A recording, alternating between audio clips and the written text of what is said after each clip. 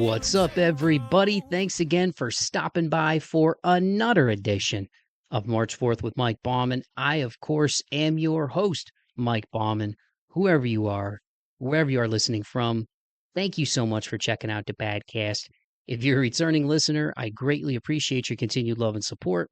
And if you're a brand new listener of the show, man, thank you so much for hopping aboard that pirate ship. You can follow me on Instagram at March 4th Pod. I am on YouTube at March 4th Pod. My TikTok is March 4th Podcast. So that means if you made it here, then you found me somehow. And I truly appreciate each and every one of you taking the time to check out another edition out of March 4th with Mike Bauman Podcast.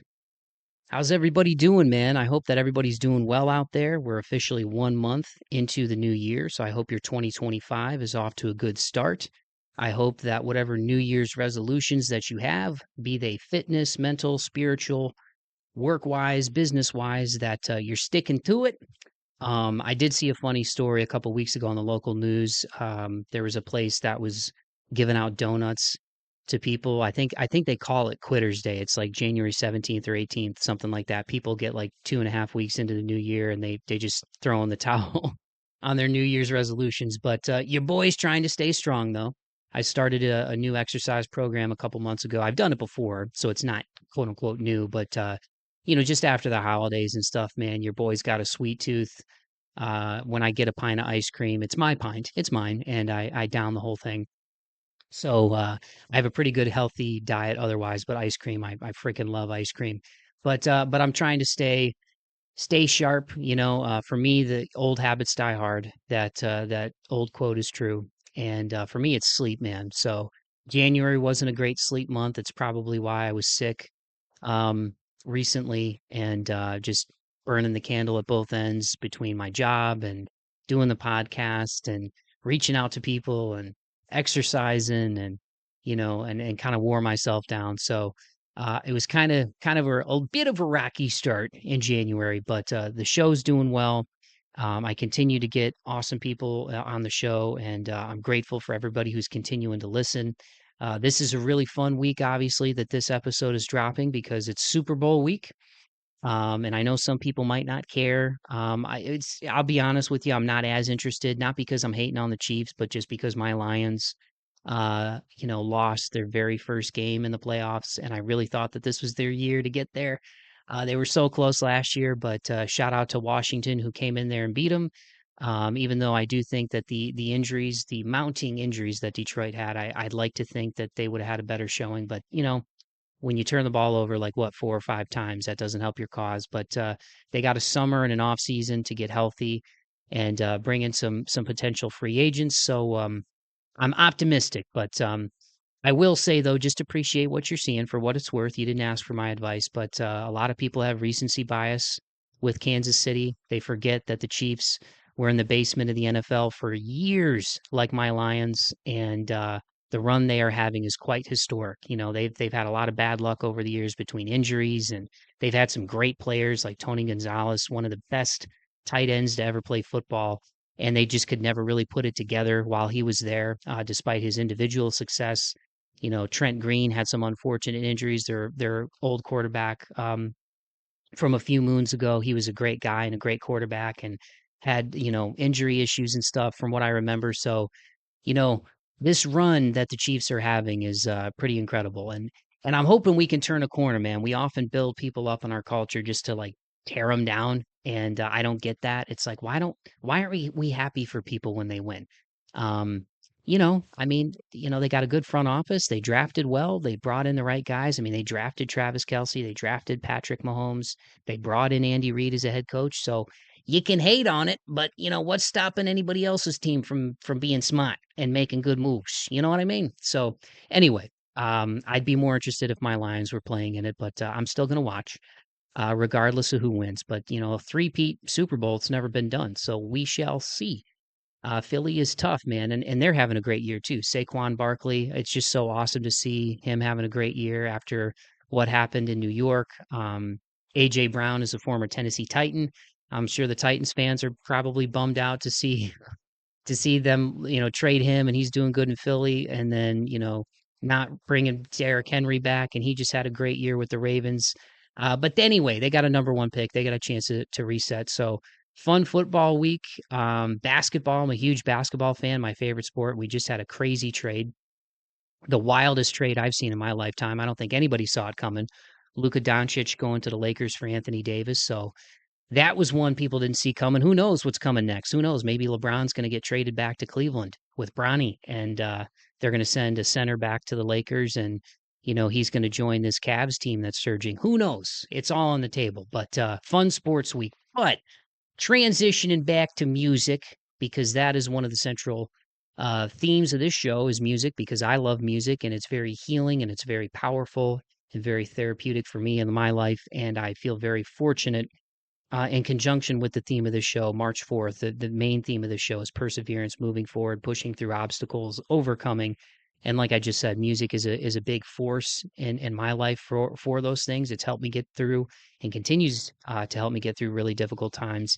And this week's guest is making a lot of noise right now, man. They're doing a lot of big things, and they've got more on the horizon for 2025. They are none other than Worldwide Panic. They're an LA-based band in the hard rock and metal realm that was formed back in 2016. And this week we got Lane Steele from Worldwide Panic. And again, I'm a big fan of what these guys are doing, man. Their self-titled debut LP came out in 2023. It was mastered by Chris Zeuss Harris. He's worked with everybody from Shadows Fall to Hatebreed, Demon Hunter, Rob Zombie, among others. Off of that self-titled debut, their songs I Tried and Falling Apart both made it on the Billboard Rock Indicator charts. And then in November, they released their single Break Me Down, which was produced by Bob Marlette. He's worked with a bunch of people, including the aforementioned Rob Zombie, Marilyn Manson, Shinedown, Il Nino, among others. But Break Me Down is the first single off of Worldwide Panic's next album, which is going to be called The Greatest Villain the World Has Ever Seen. And Break Me Down, ironically, the night that Lane and I spoke for this podcast, he had posted a story that it was also charting. It reached number 9 on the top 50 mainstream rock charts for SMR. So back in like mid-January when we were talking, and the music video for it is awesome. It's closing in on 100,000 views on YouTube the last time I checked. Um, and in addition to that, it was fun to talk to Lane in this conversation, as you guys will hear, because he's a big fan of covers, and Worldwide Panic has done some fun ones over the years, including You Ought to Know, Everybody Wants to Rule the World. And part of the press that Lane was doing for Worldwide Panic, for him and I talking and getting together, was their cover of Party All the Time, which some of you may remember was an Eddie Murphy single from back in the day in the 80s, man. And the music video that Lane and Worldwide Panic did for Party All the Time was awesome. He talks about it in this. Some of my favorites from Worldwide Panic are the aforementioned Break Me Down, Burn Letter, Another Side of Me, The Things That Are to Be, Never Go Back. So I'm enjoying what these guys are doing. Obviously, those of you who know me and listen to the show know I'm a big fan of metal and heavy music and hard rock. It's a positive release of negative emotion for me. I've always enjoyed it and still enjoy it. And so it was cool to get Lane on here and talk about what Worldwide Panic is doing and all the cool stuff they have on the horizon. And like I said, the fact that it just so happened to be the same day that Lane and I spoke that Break Me Down was charting was really cool. So without further ado, I'm going to shut my big yapper and give you guys my conversation with Lane Steele of Worldwide Panic. Here it is.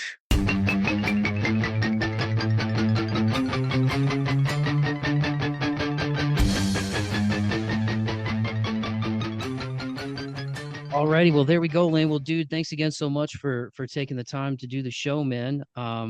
It's great to catch up with you and listening to y'all's catalog, getting ready for this, dude. Like your music is definitely in my wheelhouse as a heavy music fan. Like we were even talking about playing shows with the Convalescence, who are from my hometown of Toledo. So thanks for joining, dude. Hey, what's up? Well, just as a place to start, man, usually I like to go back a little bit, and you guys have a lot going on right now. If my Sure. research served me well, I know that the second record is already ready to go, but I kind Yeah. of go back with you, man, and just ask you like when did the music bug bite you? Was it an album? Was it a friend? Was it a family member? Like, and then secondarily to that, what got you going down the heavy music rabbit hole, man? Right.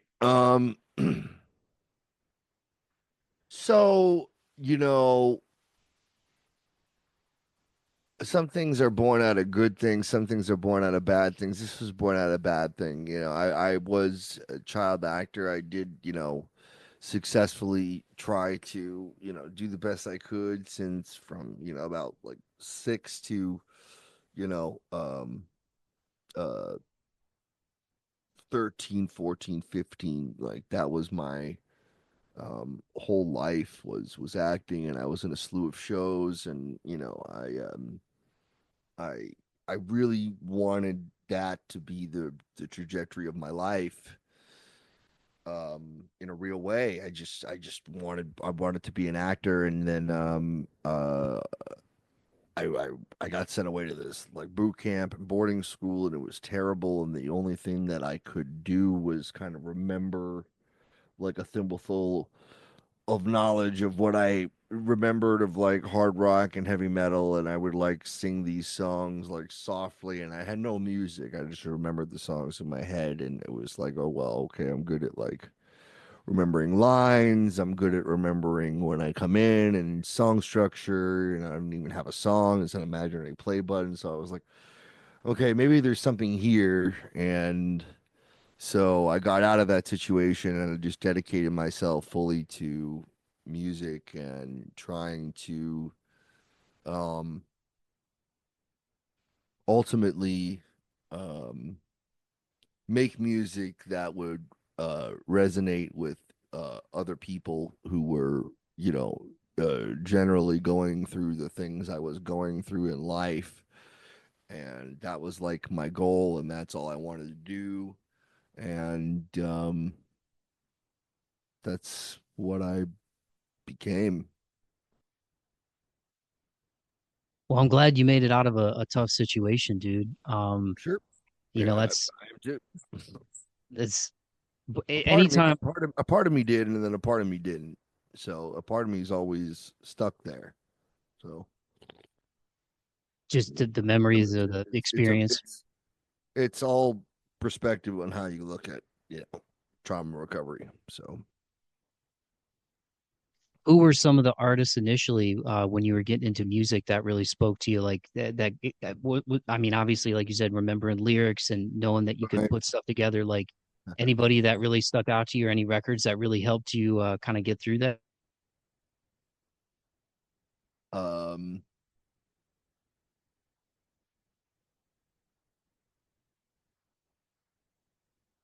Offspring, Metallica, Sandman, basic shit, Dracula, Rob Zombie, which that's not Shakespeare, by the way. Um, uh, Ozzy No More Tears, which is probably one of my favorite songs of all time. If not like the, you know, um, you know, uh so uh yeah, I mean, you know, just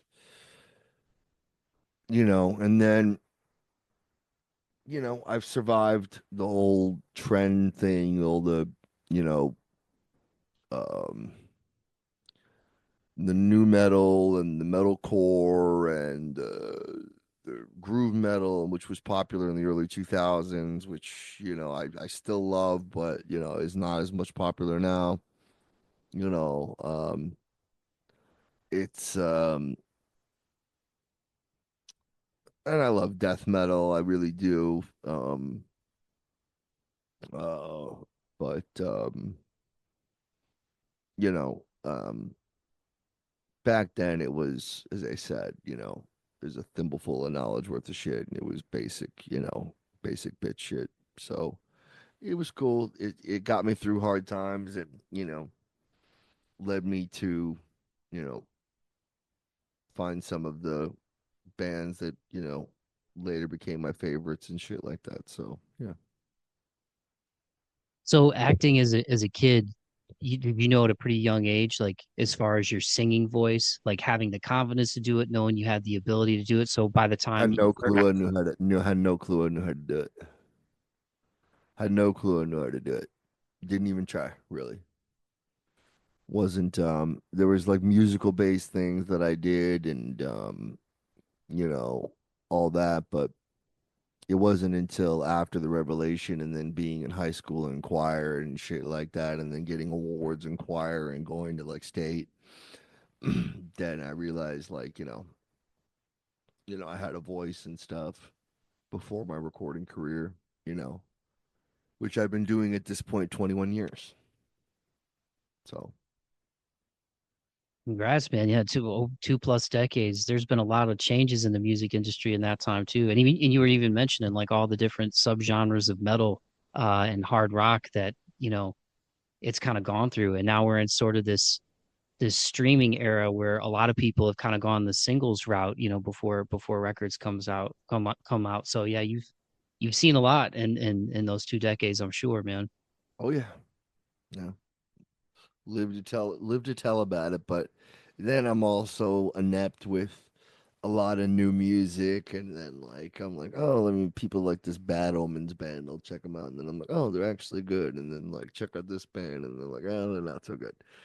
And it's like, and then there's just a lot of like trend um getting and I just I don't know.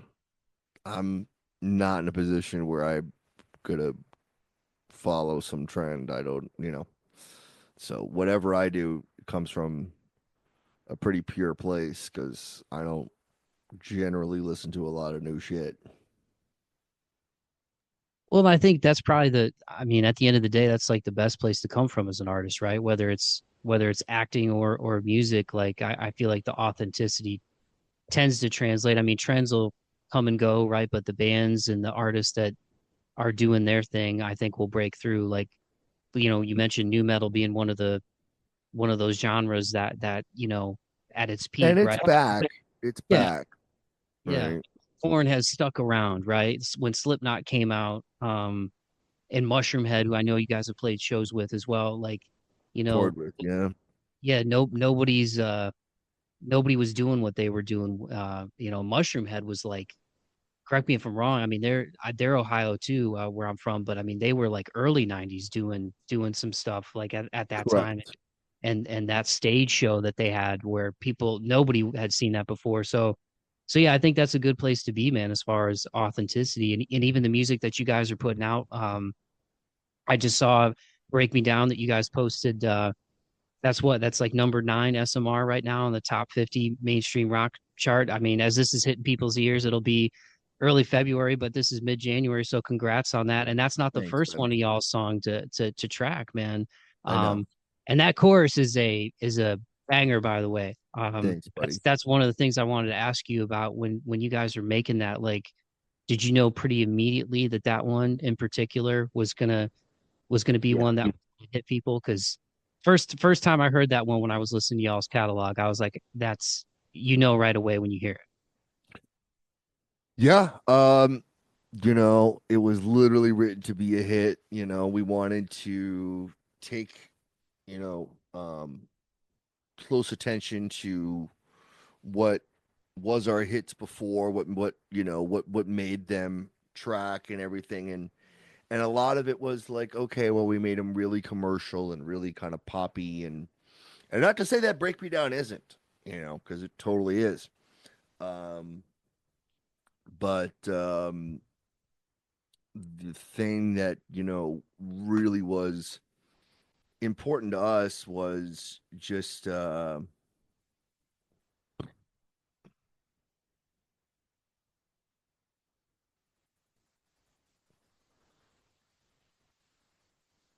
okay, let's not follow a trope. So let's not just do, you know, clean sing-songy here, this, that, there, here, this, that, there. Let's really like go back and like analyze what could be different, and where we want to go. And in my opinion, Break Me Down's a really actually heavy song. Like there's some really fucking heavy riffs in that song, you know. And not to say that I tried and Falling Apart, the other songs that are hits or whatever, don't have heavy riffs in it, but I don't think like they compare to Break Me Down as far as heaviness. So it was like a more heavy direction.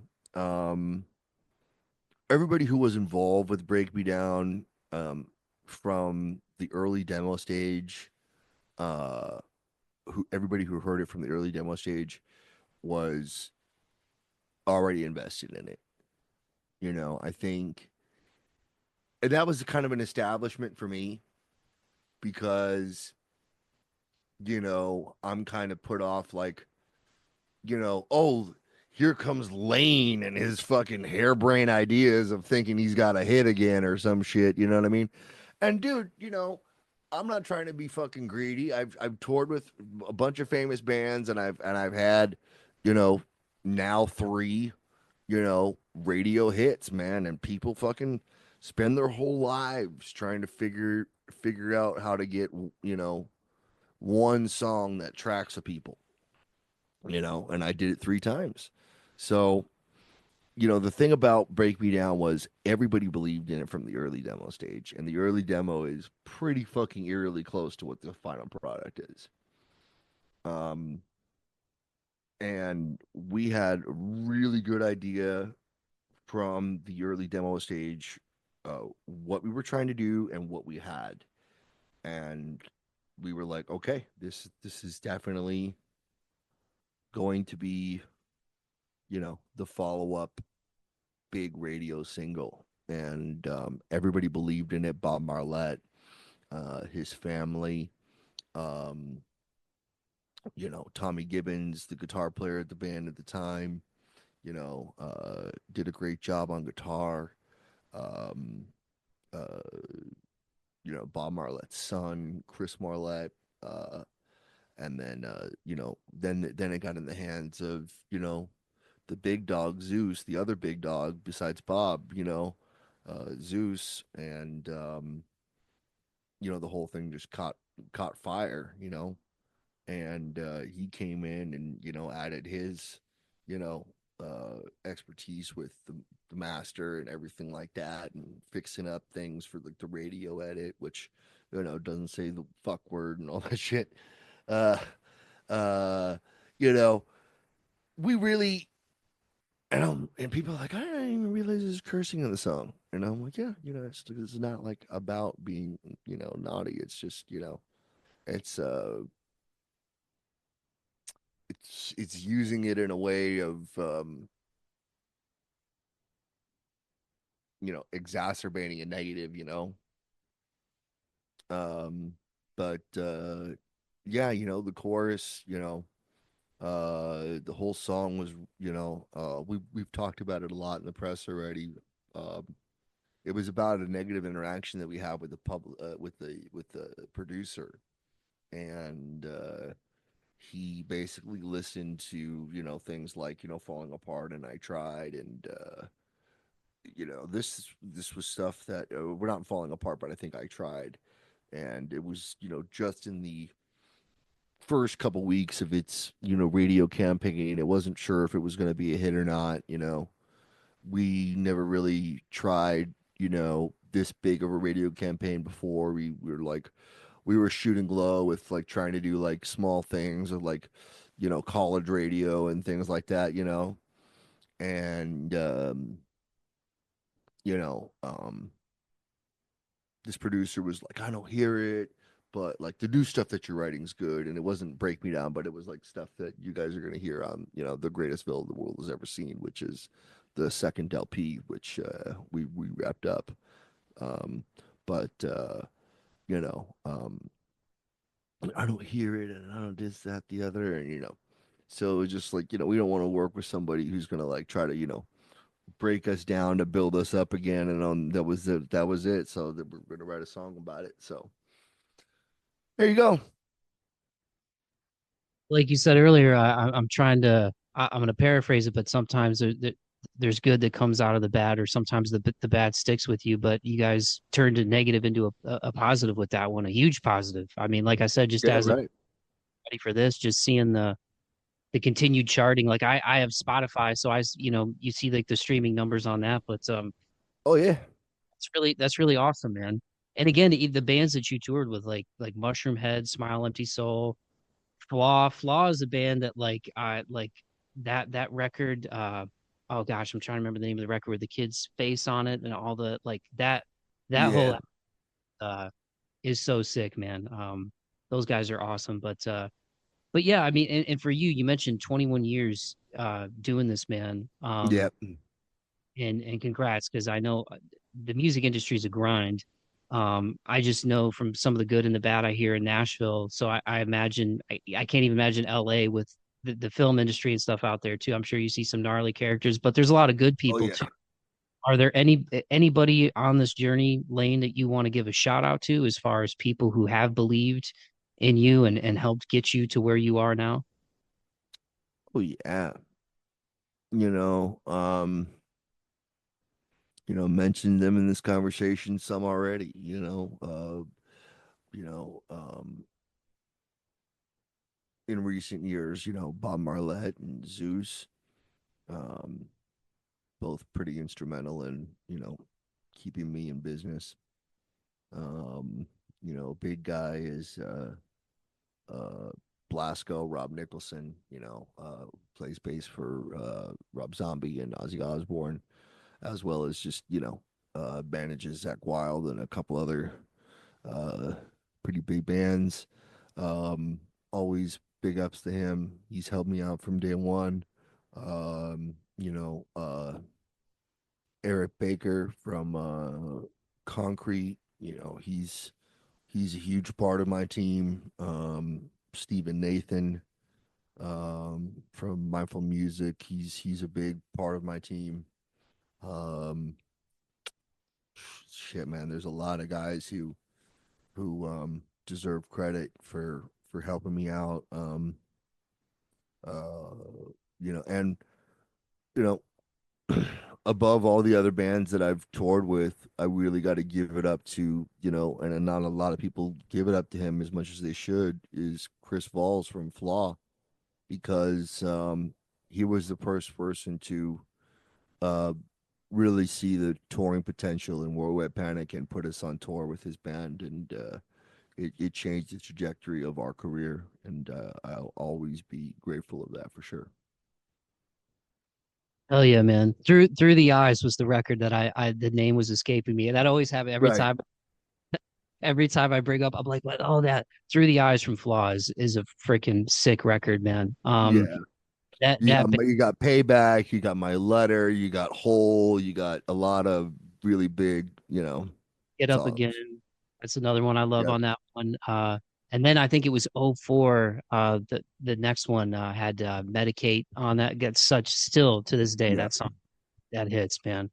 Well, for you guys, man, and thanks again so much, Lane, for taking the time to do this, brother. I really appreciate it. And again, especially given the circumstances of everything happening in LA and California as we Oh yeah. speak, dude. I really appreciate it. Yeah. You mentioned again 21 years doing this, man. I if my research served me right, Worldwide Panic formed in 2016.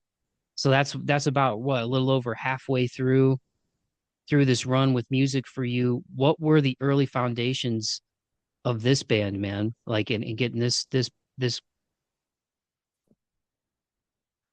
Well, I guess this is a long form podcast, so you can ask that question. Uh, it was my first band ever in '02. Um, and the name was heavily influenced by the events of 9/11 and the fallout of that, and just the kind of state that the world was in around that time, was still very affected 2, 3 years later. It was very, very affected. Um, so, it was a band that I joined. I didn't form. Uh, and The guys were much, much older than me, and I was like 16, 17, and I was not very good, but it was better than what they were doing. That was for sure, because they were trying to sing and they were trying to keep it going themselves, and you know, but I was just taking. I had piano lessons and music lessons of stuff like that before, but I didn't really find that a lot of it translated in a lot of the my formative years of trying to be a musician and uh like my original music teacher got murdered. Like a lot of crazy shit happened. Yeah.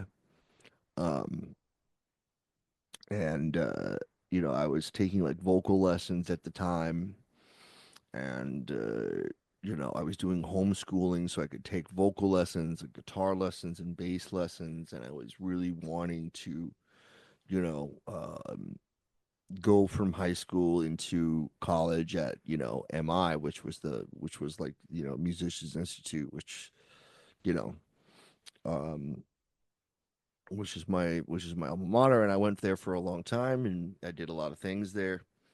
Um, and that was my goal, like to just, you know, do homeschooling, get good grades, and then go to MI and pursue my music career. And you know, um, the guys were just too old and they just didn't want to take it seriously and they didn't want to do the things that you do in the early 2000s, like, you know, take press pictures and make a demo and do a MySpace page and, do all that kind of stuff and kind of, take that whole approach. And it was a shame. I'm not saying that the songs and or me at the time would be anything that would garnish any sort of label interest, because that was not what was going to happen. But you never really knew back then. It was like the Wild West, because you still could get signed off a good demo back then, you know. So um, it was a shame, and just I just went and I did another band, and I did that for a long time, and that was more in the vein of like groove metal. And I love that music. I always loved those albums. I look back at it and I'm like, man, that's like such a fucking crazy adrenaline rush to play those kind of songs, and that's so cool. But you know, like name one modern day groove metal band that's popping right now on the streets in 2025 that's just came out. It's not a sound that people are chasing anymore. And so with worldwide, you know that band that I was in kind of dissolved a million times over, and I just couldn't accept that it was really over, and we were trying to do things and keep putting out albums and keep having fill-in people and keep doing that, and I just couldn't maintain. And then I was a drug addict too. I was crazy on drugs and I was crazy on alcohol, and you know it was really really bad. And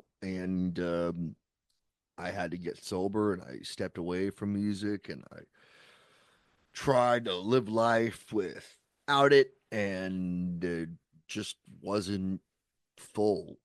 And I was not, I was, you know, not lifing well, and not being in society well, and not adapting well.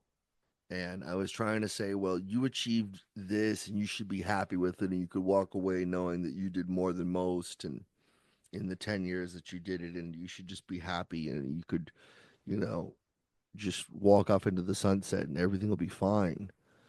And I'm so fucking glad I got bored and I didn't do that, because the best was so yet to come. And, around 2016, lightly. I think we put that in the bio just to be phonetically correct. Lightly started, you know, putting my feet back in the water, doing music and doing the Worldwide Panic thing. And it wasn't anything like the shit that you're listening to. It was more like um, kind of bar rock oriented stuff. No industrial, no any of that kind of stuff going on. And it's fine. It was like this is what we're gonna do, and then just kind of like I was like, okay, well, I want to take this, past just doing, bars, and I want to play bigger things, and I kind of want to, you know, take the touring side because we were doing, in 2016, like, small runs up and down, the coast and Pacific Northwest, and we were doing things by, yeah, we would like, come home, everybody get, $200 on top of everything paid already, and everybody would just be happy, and we would just like it was a very innocent time, you know, but the music wasn't there, the songs weren't there, the look wasn't there, the paint wasn't there, the the, the synths weren't there. Um, so I think realistically, um, around 2018, I would really say that World Panic started, and we changed what we were doing entirely, and wrote better songs. Um, not like I tried better songs, like or break me down better songs, but better songs than what we were having. Um, and you know, it was a ushering in of a whole new era, and you know, um, that was different. 2018, that was like, okay, this is I'm going to really, after getting burned in the industry a million times, I'm going to, you know, pull myself up by the bootstraps and come back for a whole nother serving, start a whole nother band, start a whole nother brand, which is like a fucking nightmare if you've never done it before. And, I'm going to tour my ass off. I'm going to work my ass off. I'm going to record my ass off. I'm going to write my ass off. And I'm going to just, you know, do whatever I need to do to, you know, keep this train moving. And thank God I did, because if I just left with the mark that I left in the industry, you know, um, back then I wouldn't have done all the things that I've done at Worldwide Panic, and um, and have so many people come up to me and say that my lyrics like change their lives or help them get through hard times or help them not to decide to kill themselves and shit like that, and veterans saying that they appreciate getting respect, and different all sorts of different people just relating how you know Worldwide Panic makes them feel. And you know I get it. Like, I'm a polarizing figure and I'm controversial, and a lot of people don't like me, and then some people like me, and I can't control that. Like, I gave that up when I was fucking 6 years old, doing guest spots on the Wonder Years. You know what I mean? I literally gave that up a fucking long time ago. So I'm gonna trudge on and do whatever I need to do and make more records, because obviously I still got a lot of, really good years and songs left in me still if I'm doing this Break Me Down, and it's, you know, goddamn on the top 10, as we speak right now. So, fuck, man, what can I say? I'm just lucky to be in a position to where Worldwide Panic is what I do for, my main focus in life. And, uh, people can expect more. Well, thanks for taking me and the listeners through that, dude. Like, again, I'm sorry for the trauma that you went through with boarding school and having a teacher Right. get murdered. Like, Jesus, it's awful. Oh, Uh, yeah. you know, and I lost a old friend from high school recently, and like I'm gonna be 37 in March, and like it's weird. You live long enough, death is part of life, but when it starts Yep. to happen to people you care about, it's a when you're a kid, it seems like this kind of otherworldly thing. And I don't know, just like these past few years, especially with COVID, like one of my best friends has lost both of his parents. Like it's just wild, man. So I'm glad that you made it through all that difficult stuff and that you have an outlet to translate it into. I think that's so important, having some type of medium or some type of release for, all the kind of negative energy or the negative situations that happen in life. Like I've said it before on this show.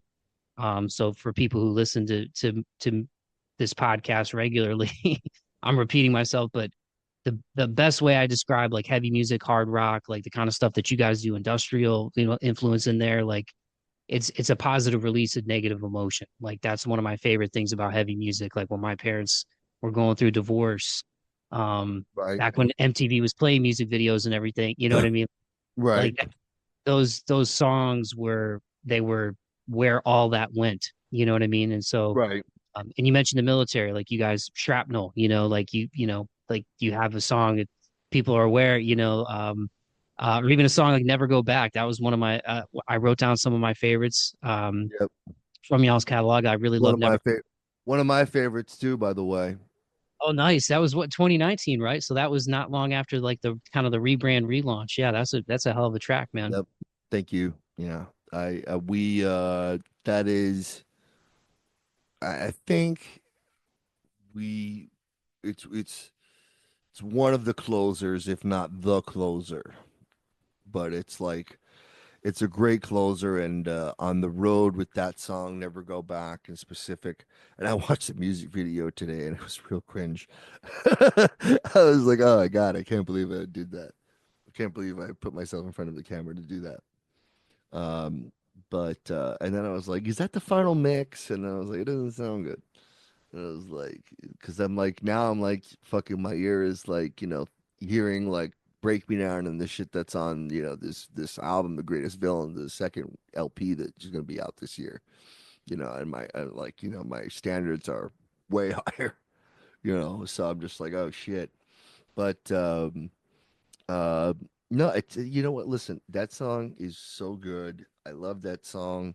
It means so much to me. I think that you know, when we play it and we kind of when before we play it every show we kind of do like a little precursor of like, when I say now turn the page, you all sing never go back again. Okay, now do it. And then they do it. And so we sing it. And these people who never heard the song before were singing never going back in. And it's just like, these sold out theaters and clubs and just doing that and just hearing people, sing that song back to me every night is a big part of Worldwide Panic and our thing and the whole 9 yards. And that has probably been one of the greatest moments I've had on stage is playing that song to big crowds every night and having them sing it back. It's awesome. Hell yeah, man. Well, I'm glad to know that I've got good taste in Worldwide Panic's catalog, then, man. No, I wrote that one. I love that one. Another Side of Me. We've talked about Break Me Down, obviously. Another Burn side of Letter. me, Burn Burn Letter Letters. too. Yeah, vocally on that one is like, especially listening to your other songs, because like the beginning of that one is so. I mean, and again, you guys have a lot of heavy moments in your music, but just like Yeah. the beginning of Burn Letter, like you're going to a different place on the on the beginning of that song, man. Yeah. I'm going to a different place on that whole song, and it's like I was like with my new guitar player yesterday. I was like explaining like yeah, like you better learn how to fucking do this fast picking because like I want to play this song Burn Letter, dude. And I'd never been able to play it live because I just never found the right people to play it with. Because it's a challenging fucking song. It's really challenging. It's fucking it's a right hand workout for sure, and it's I love that kind of shit, man. If I could, I would just make a whole albums just that sound just like that. But I know that that's not viable, so I don't. But uh, it just reminds. It just is my way of letting people know that I'm a super pissed individual. You know what I mean? Because you have to be a super pissed individual to write songs like that. Well, And I'd be remiss too if I didn't bring up the sick covers. And sorry, I didn't mean to step on you, man. I didn't want to. no, no, no. Uh, um, I was just gonna say it. What's cool about what you guys do too is you go from something super gnarly like Burn Letter, and then you cover "You Ought to Know," "Everybody Wants to Rule the World," and the latest cover "Party All the Time," which for people who aren't aware, because I'm a heavy music guy, but I love the '80s. I listened to a lot of '80s. I grew Right. up the Police and Sting and Talking Heads, all that from my mom, and I love all of it. I love the thrash metal, and the fact that you guys did "Party All the Time" from Eddie Murphy is awesome. And I thought y'all's Thanks, take on man. it was a lot of fun, man. How fun is it for you to mix in stuff like that with the heavy stuff? Oh man, I see, and this is why I'm so glad that we're doing press for Party All the Time because it deserved. I'm not, everybody was like, people just in general did not believe in this song Party All the Time. It was just not happening. People were just like, it's I tried falling apart, break me down or bust. And I'm just like, well, this band has got layers to it. And one of the layers to it is that every single studio release, whether it's an EP or an LP, is going to have a cover.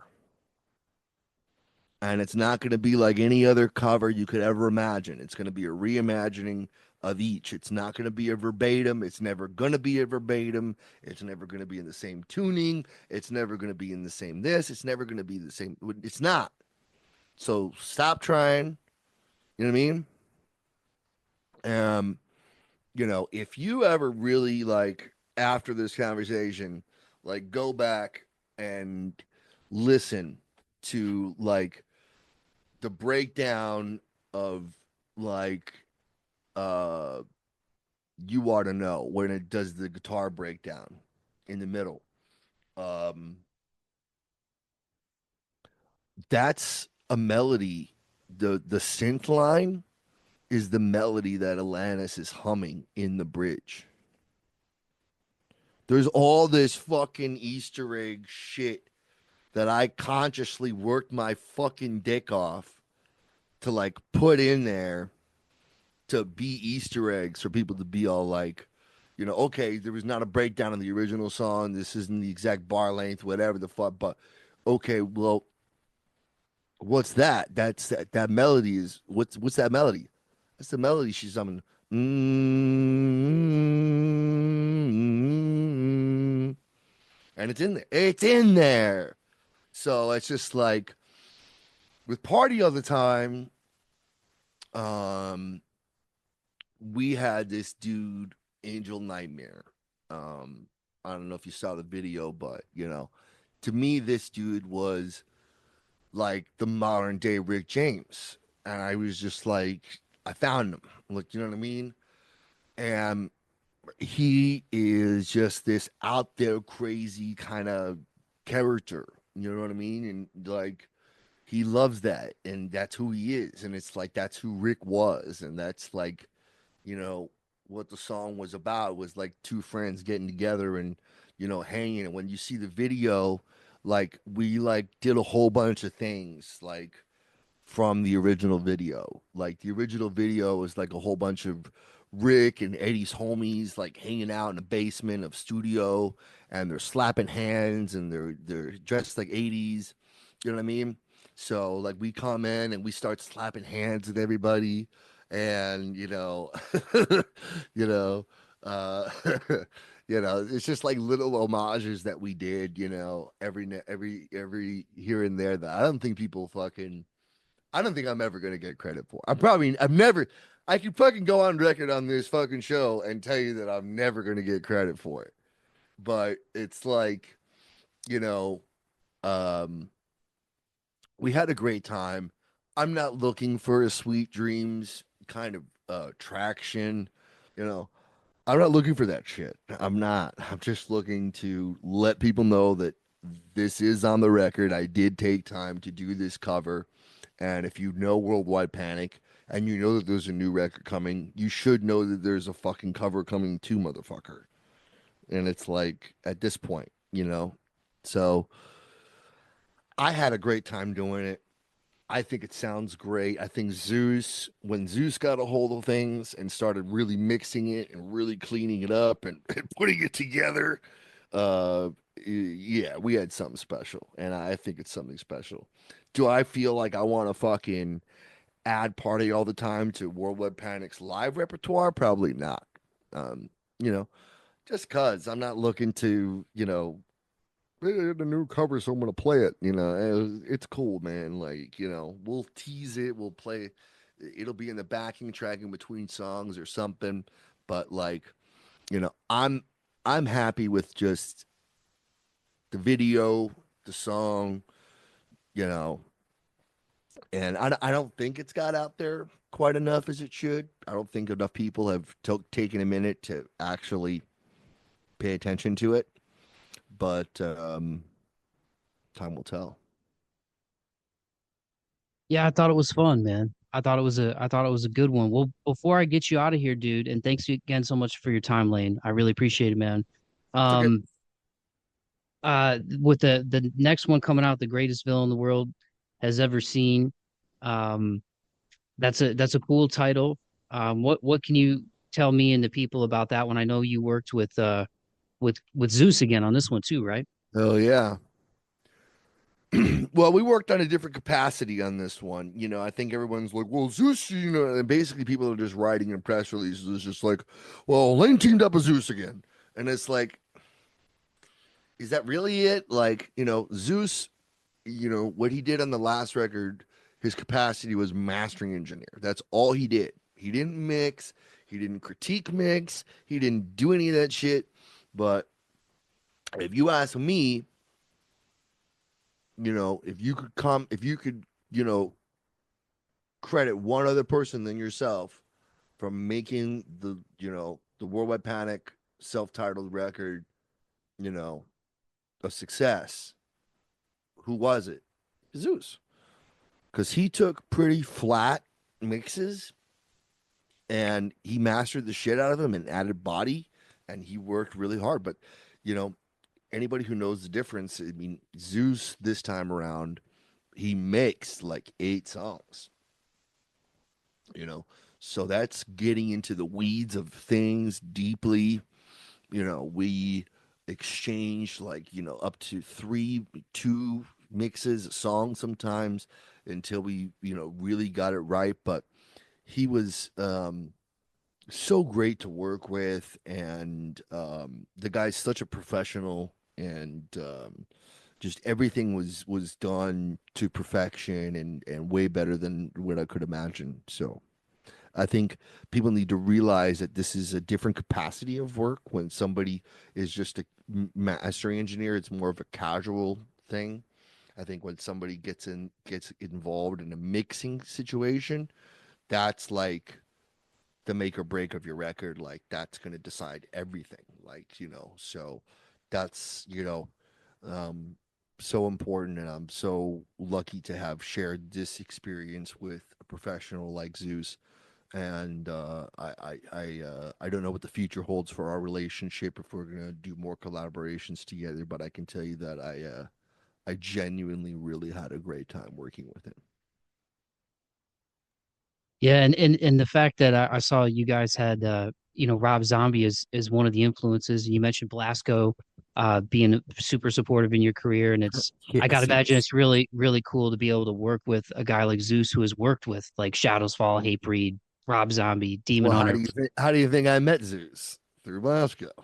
Yeah. So there you go. Shout out to Blasco again. But yeah. Yeah, no, that's how I met Zeus. Was I went to Blasco and I was like, I need kind of a guy who I could really build a long-term relationship with, who's a super pro, and he's like, well, there's Zeus, and I'm like, okay. That was like that was 4 years ago now. I've known Zeus now, so there you go.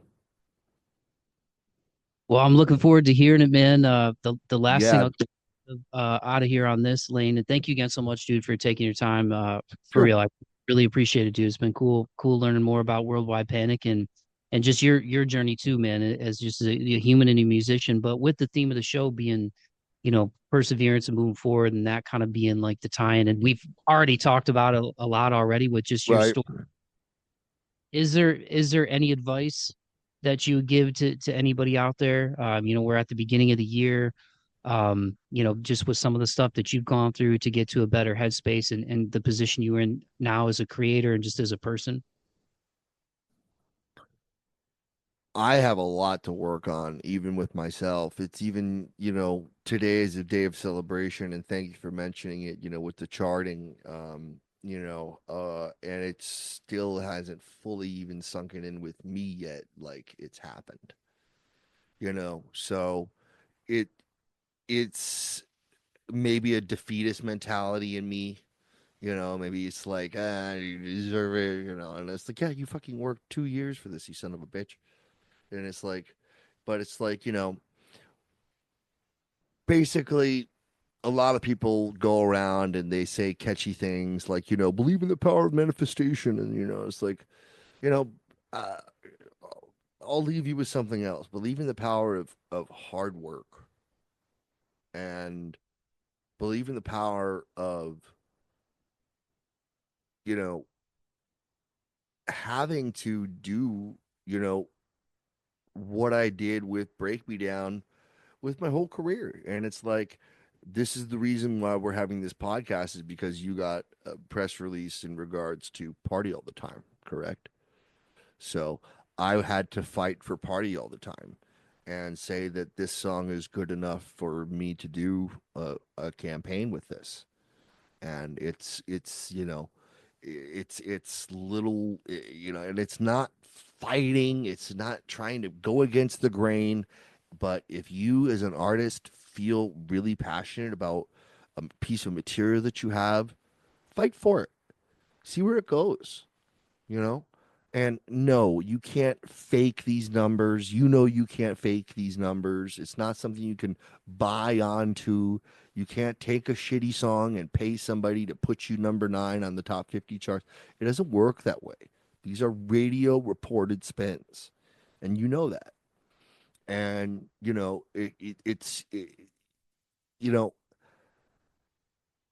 I feel so confident with Break Me Down that I could take it to a songwriting competition and put it up against whatever comes my way, and I'll pretty sure like it'll find its place.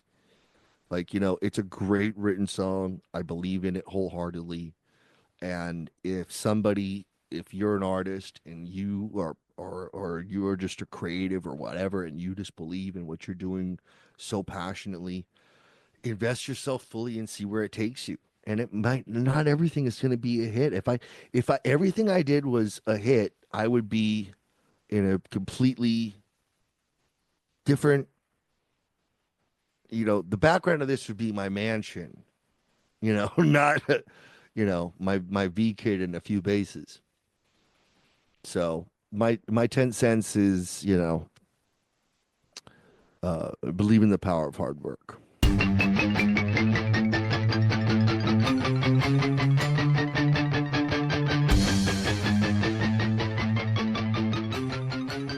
All righty dighty, there you have it. That was my conversation with Lane Steele of Worldwide Panic. Make sure you go follow these guys on Instagram at worldwide_panic.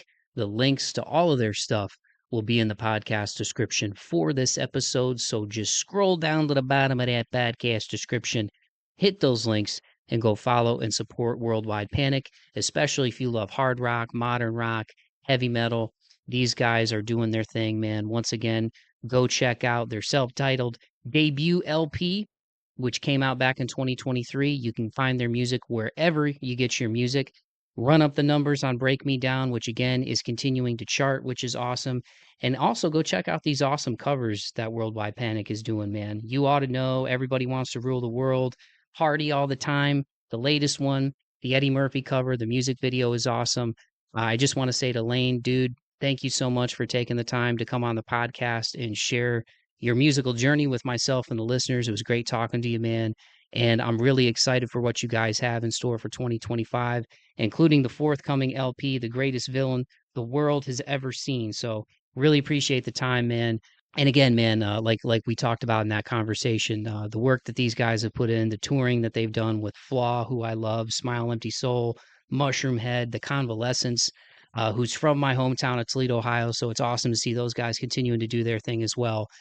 Working with people like Zeuss and Bob Marlette, like Worldwide Panic's working with some heavy hitters, and the proof is in the pudding in the music that they're putting out, man. And once again, some of my other favorites outside of the aforementioned Break Me Down and Party All the Time. I really love Burn Letter. Like I said at the jump, I love Another Side of Me. The Things That Are to Be, Never Go Back is a great one, like we talked about. So definitely go check out their back catalog of music. And once again, stay tuned for the forthcoming album. So that is going to be a wrap for this episode. Once again, everybody, you can follow me on Instagram at March4thPod. I am on YouTube at March4thPod. TikTok is March4th Podcast. All the links for my stuff are also going to be in the podcast description for this episode. So again, just scroll down to the bottom and follow all those links. If you did enjoy this conversation, please take the time to like, to share, to subscribe, tell a friend to tell a friend. All those things go a long way in letting the algorithm know that you dug it, and it helps the show rank higher, which gets these conversations out to more people, which is what I want, man. I want to put more people onto awesome bands like Worldwide Panic, especially with what they've got going on right now, man. So thank you so much for listening. Keep the faith and be kind to one another and be kind to yourselves. Courtesy of Worldwide Panic, this is their Eddie Murphy cover of Party All the Time. Peace.